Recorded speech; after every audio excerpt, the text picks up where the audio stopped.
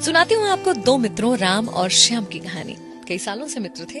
मंदिर की सीढ़ियों पर बैठे कुछ गपशप कर रहे थे। इतने में एक तीसरा व्यक्ति माधव आकर उन्हें ज्वाइन करता है। तीनों आपस में बात करते हैं। बात करते करते शाम कब ढल जाती है पता ही नहीं चलता। इतने में माधव, जो तीसरा व्यक्ति आया था, कहता है मुझे भूख लग रही है। राम और श्याम ने कहा कि हाँ, भूख तो हमको भी लग रही है। तो राम ने कहा कि यार मेरे पास 3 रोटियां हैं। श्याम ने कहा मेरे पास 5 रोटियां हैं, चलो सब मिलकर खा लेते। लेकिन फिर सवाल आया कि 8 रोटियों को 3 लोगों में कैसे बांटा जाएगा। तो राम ने एक सलाह दी। राम ने कहा कि ऐसा करते हैं कि सारी रोटियों के 3-3 टुकड़े कर लेते हैं। ऐसे में 8 रोटियों के हो जाएंगे 24 टुकड़े और 24 टुकड़ों को 8-8 टुकड़ों के हिसाब से तीनों में आसानी से बांट सकेंगे।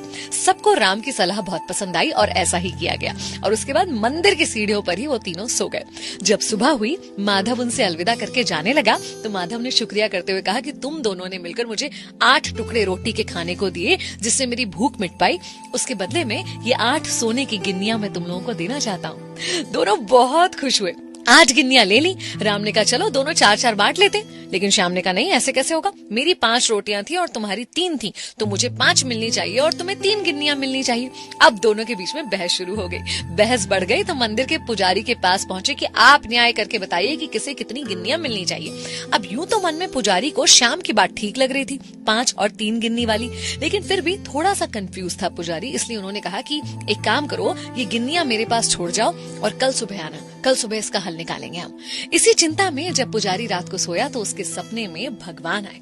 भगवान को उसने जब सारी बात बताई तो भगवान ने कहा कि भाई राम को मिलनी चाहिए 1 गिन्नी और श्याम को मिलनी चाहिए 7 गिन्नी। पुजारी हैरान, अचंभित, पूछा प्रभु ऐसा कैसे और ऐसा क्यों। प्रभु ने समझाया कि देखो, श्याम के पास थी 5 रोटियां, जिसके 3-3 के हिसाब से उसने 15 टुकड़े करे, और राम के पास थी 3 रोटियां, जिसके हुए 9 टुकड़े।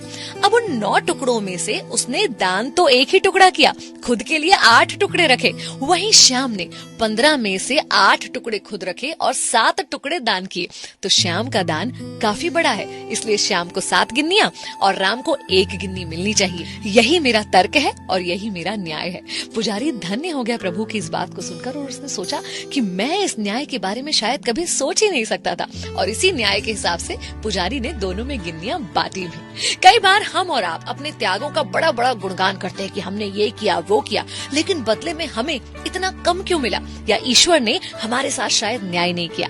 लेकिन ईश्वर जिस दृष्टिकोण से न्याय करता है ना, वो आपकी और मेरी सोच से बहुत ऊपर है। तो संतुष्ट रहिए, बिल्कुल निश्चिंत रहिए कि ईश्वर का न्याय जो होता है वो बिल्कुल तर्क संगत होता है। और आपको जो कुछ भी मिल रहा है वो सिर्फ आपके त्याग को देखकर नहीं मिल रहा है, बल्कि आपकी शक्ति, आपके समर्पण, सारी चीजों को तोल मोल कर आपको न्याय दिया जा रहा है। निश्चिंत रहिए, जो आपके साथ हो रहा है बिल्कुल सही हो रहा है।